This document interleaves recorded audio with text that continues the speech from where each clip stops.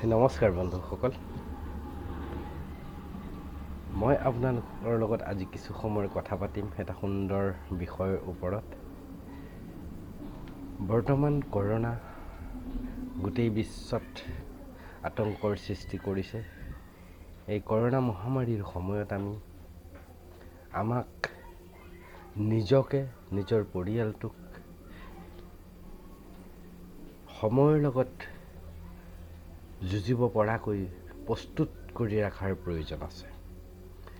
গতিকে আমি বৰ্তমান সময়ত কি কৰিব লাগে আৰু কি কৰিব নালাগে সেই বিষয়খিনি আলোচনা কৰা দৰকাৰ আছে।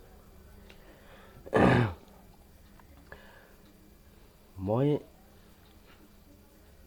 কোনো ইউটিউবাৰ নহয়।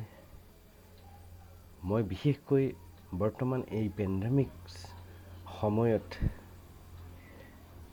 মোৰ এই কথাৰ জৰিয়তে যদি কাৰোবাৰ উপকাৰ হয়, সেই মনোবৃত্তিৰে, সেই ইণ্টেনশ্যন লৈ মই আজি এই আলোচনাটো আগবাঢ়ি আহিছোঁ। বৰ্তমান সময়ত আমি এই পৃথিৱীখনৰ নানান সমস্যাৰ লগত যুঁজিব পৰাকৈ আমাৰ শৰীৰটোক গঠন কৰিবৰ কাৰণে আমি আগতীয়াকৈ কিছু সতৰ্কতা লোৱাৰ প্ৰয়োজন আছে। সেই সতৰ্কতা কেনেকৈ ল'ব লাগে? আমাক ভগৱান ঈশ্বৰ আল্লাহে নিজস্বভাৱে এটা ক্ষমতা দিছে, বেমাৰ প্ৰতিৰোধ ক্ষমতা। তাক কোৱা হয় ইমিউনিটি ছিষ্টেম। এই ইমিউনিটি ছিষ্টেমটো আজিৰ পৃথিৱীখনত বিভিন্ন কাৰণত, মোবাইল নেটৱৰ্কৰ কাৰণত, গাড়ী মটৰ ধোঁৱাৰ কাৰণত, গাড়ী মটৰৰ শব্দৰ কাৰণত, মানুহ ভাবিব নোৱাৰাকৈ মানুহৰ জনসংখ্যাৰ বৃদ্ধিৰ কাৰণত পলিউশ্যনৰ সৃষ্টি হৈছে। বিভিন্ন বৈদ্যুতিক যন্ত্ৰ, মাইক, ছাউণ্ড ছিষ্টেম আদিৰ জৰিয়তে শব্দ প্ৰদূষণৰ সৃষ্টি হৈছে। গাড়ী মটৰৰ ধোঁৱাৰ কাৰণে বায়ু প্ৰদূষণৰ সৃষ্টি হৈছে। এই প্ৰদূষণৰ কাৰণে আমি যেতিয়া শ্বাস-প্ৰশ্বাস লওঁ, আমি যেতিয়া উশাহ নিশাহ লওঁ, এই উশাহ নিশাহ লওঁতে আমাৰ ভিতৰলৈ বিভিন্ন ধৰণৰ যাব নলগীয়া কিছুমান বেয়া গেছ আমাৰ ভিতৰলৈ যায়। সেই বেয়া গেছে আমাক সাংঘাতিক ধৰণে ক্ষতি কৰে, আমাৰ ইমিউনিটি ছিষ্টেমটো নষ্ট কৰে। তাৰ উপৰিও বৰ্তমান বিভিন্ন ধৰণৰ ভাইৰাছে আজিৰ পৃথিৱী গ্ৰাস কৰিছে। সেই ভাইৰাছসমূহেও আমাৰ ভিতৰত যদি কিবা কাৰণত সোমাই আমাক সাংঘাতিক ধৰণে ক্ষতি কৰাৰ চান্স আছে। বিভিন্ন ধৰণৰ বেক্টেৰিয়াৰ জৰিয়তে আমাৰ ক্ষতি হোৱাৰ চান্স আছে। তো এইসমূহ সমস্যাৰ পৰা আমি নিজক বচাই ৰাখিবৰ কাৰণে আমি কিছুমান বস্তু আগতীয়াকৈ ব্যৱহাৰ কৰিব লাগে।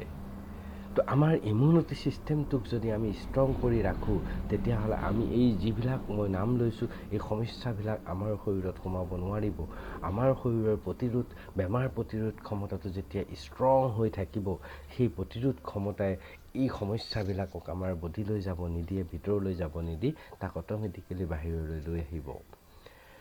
মই সেইকাৰণে ক'ম, ভাৰত চৰকাৰৰ আয়ুষ মন্ত্ৰণালয়, আপোনালোকে নিশ্চয় নাম শুনিছে, মিনিষ্ট্ৰী অফ আয়ুষ। এই মিনিষ্ট্ৰী অফ আয়ুষৰ দ্বাৰা ভাৰত চৰকাৰে কিছুমান আয়ুৰ্বেদিক কোম্পানীক কিছুমান প্ৰডাক্টৰ জৰিয়তে জনসাধাৰণক উপকাৰ কৰাৰ কিছুমান সুবিধা দিছে। এইখন আয়ুষ প্ৰিমিয়াম চাৰ্টিফিকেট হয়। আপোনালোকে নিশ্চয় দেখিবলৈ পাইছে, এইখন আয়ুষ প্ৰিমিয়াম চাৰ্টিফিকেট। এই আয়ুষ প্ৰিমিয়াম চাৰ্টিফিকেট যিবিলাক প্ৰডাক্ট হেল্থ কেয়াৰ প্ৰডাক্টত আছে আয়ুৰ্বেদিকৰ, সেই হেল্থ কেয়াৰ প্ৰডাক্টবিলাক best of the best quality health care product হয়। এই প্ৰডাক্টসমূহ যদি আমি ব্যৱহাৰ কৰোঁ, আমাৰ ইমিউনিটি ছিষ্টেম আমি ষ্ট্ৰং কৰি ৰাখিব পাৰিম। এই প্ৰডাক্টসমূহ ৱেলনেছ প্ৰডাক্ট হয়। ৱেলনেছ মানে হ'ল এনেধৰণৰ প্ৰডাক্ট, যিটো প্ৰডাক্ট আমি কিবা সমস্যাত ভুগি থাকিলে সেই সমস্যাটো নাইকিয়া কৰিবৰ কাৰণে আমি এই প্ৰডাক্ট ব্যৱহাৰ কৰিব পাৰোঁ। যদি আমাৰ কোনো ধৰণৰ সমস্যা নাই, বেমাৰ আজাৰ নাই, তথাপিও আমি এই প্ৰডাক্ট ব্যৱহাৰ কৰিব পাৰোঁ, আহি থকা দিনত যাতে সেই সমস্যাবিলাক আমাৰ নহওক। আপোনালোকে নিশ্চয় বুজিব পাৰিছে ৱেলনেছ কাক কয়, যে বেমাৰ হৈ থাকিলে আপুনি ব্যৱহাৰ কৰিব পাৰে বেমাৰটো ভাল হ'বৰ কাৰণে, বেমাৰ নহ'লেও আপুনি এই প্ৰডাক্ট ব্যৱহাৰ কৰিব পাৰে বেমাৰ নহ'বৰ কাৰণে। গতিকে এই প্ৰডাক্টবিলাকক ৱেলনেছ প্ৰডাক্ট বুলি কয়। ৱেলনেছ হ'লেই নহ'ব, সেই ৱেলনেছ প্ৰডাক্টটোত আয়ুষ প্ৰিমিয়াম হলমাৰ্ক থাকিব লাগিব, আয়ুষ প্ৰিমিয়াম চাৰ্টিফিকেট থাকিব লাগিব, যিখন চাৰ্টিফিকেট ভাৰত চৰকাৰ আয়ুষ মন্ত্ৰণালয়ৰ দ্বাৰা পোৱা যায়।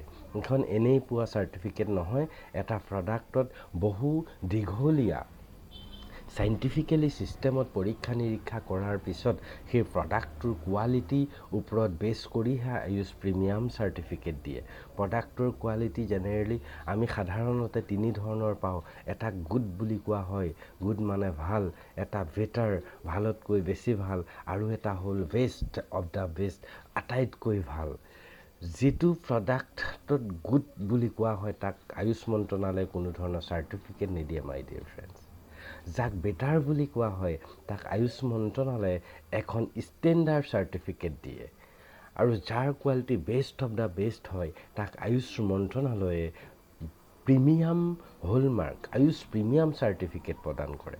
গতিকে যিটো প্ৰডাক্টত আয়ুষ প্ৰিমিয়াম চাৰ্টিফিকেট থাকে সেই প্ৰডাক্টটোৱে কোনো দিন আমাক কোনো ধৰণৰ অপকাৰ নকৰে, ই সদায় মানৱক উপকাৰেই কৰে। তো মই আপোনালোকক আজি এটা প্ৰডাক্টৰ বিষয়ে জনাম, যিটো প্ৰডাক্ট বৰ্তমান সময়ত সকলো মানুহৰ উপকাৰী প্ৰডাক্ট। সেই প্ৰডাক্টটোৰ নাম হৈছে অন কভাচ পৰাছ। এই কভাচ পৰাছ বুলি যিটো প্ৰডাক্ট, এই প্ৰডাক্টটো ভাৰত চৰকাৰৰ আয়ুষ মন্ত্ৰণালয়ৰ জৰিয়তে স্বীকৃতিপ্ৰাপ্ত প্ৰডাক্ট হয়। ইয়াক আয়ুষ মন্ত্ৰণালয়ে প্ৰিমিয়াম চাৰ্টিফিকেট দিয়া প্ৰডাক্ট হয়। নিশ্চয় আপোনালোকে দেখিছে এইখন আয়ুষ প্ৰিমিয়াম চাৰ্টিফিকেট হয়। এই চাৰ্টিফিকেটখন এই প্ৰডাক্টটো থকাৰ কাৰণে এই প্ৰডাক্টটো best of the best quality product হয়। ইয়াক ব্যৱহাৰ আমি সকলো মানুহে কৰিব পাৰোঁ। এই প্ৰডাক্টটো 5 বছৰৰ তলৰ শিশুক জেনেৰেলি ব্যৱহাৰ নকৰালে ভাল, আৰু যদিও কৰাব বিচাৰে কম পৰিমাণৰ কৰাব পাৰে। এই প্ৰডাক্টটো কাক দিব নালাগে মই আপোনালোকক প্ৰথম কওঁ। যিসকল ব্যক্তিৰ হাই প্ৰেছাৰ আছে, উচ্চ ৰক্তচাপ থকা ব্যক্তিসকলক এই প্ৰডাক্টটো ব্যৱহাৰ কৰিব নালাগে। যিসকল মানুহ চুগাৰ প্ৰব্লেমত ভুগি থাকে, চুগাৰ অৰ্থাৎ ডায়েবেটিছৰ সমস্যাত ভোগে, সেই ব্যক্তিসকলক এই প্ৰডাক্টটো দিব নালাগে। বাকী সকলো মানুহে এই কভাচ পৰাছ ব্যৱহাৰ কৰি নিজৰ ইমিউনিটি ছিষ্টেমটো বুষ্ট কৰিব পাৰে, ষ্ট্ৰং কৰিব পাৰে, আৰু নিজৰ ইমিউনিটি ছিষ্টেম ষ্ট্ৰং হ'লে সকলো ধৰণৰ ভাইৰাছ, বেক্টেৰিয়া আৰু সময়ে সময়ে হোৱা জ্বৰ, চৰ্দি, কাহ, কফ, উশাহ নিশাহ লোৱা প্ৰব্লেম, এই সকলোবিলাকে প্ৰডাক্টটোৱে নাইকিয়া কৰি দিবৰ পৰা ক্ষমতা আছে। গতিকে কোৱা হয় সেইকাৰণে আগতীয়া যদি আপুনি এই প্ৰডাক্ট ব্যৱহাৰ কৰে, আগতীয়াকৈ আপুনি সমস্যাবিলাকৰ পৰা বাচি থকাৰ এটা সুন্দৰ ৰাস্তা পায়। নিজেও ব্যৱহাৰ কৰক, নিজৰ ফেমিলিকো ব্যৱহাৰ কৰাওক। যেতিয়া বেমাৰ হৈ যায় তেতিয়া ব্যৱহাৰ কৰোৱাতকৈ আগতীয়া যদি ব্যৱহাৰ কৰাই মই ভাবোঁ বেছি আমাৰ কাৰণে লাভদায়ক হয়। তো বন্ধুসকল, আপোনালোকে যিমান পাৰে কভাচ পৰাছৰ বিষয়ে আনক জনাওক, নিজেও ব্যৱহাৰ কৰক, আনকো ব্যৱহাৰ কৰিবলৈ সুবিধা দিয়ক। তো আজিলৈ মই মোৰ ক'বলগীয়াখিনি মই ইমানতে শেষ কৰিছোঁ। আকৌ আপোনালোকক নতুন প্ৰডাক্ট আৰু নতুন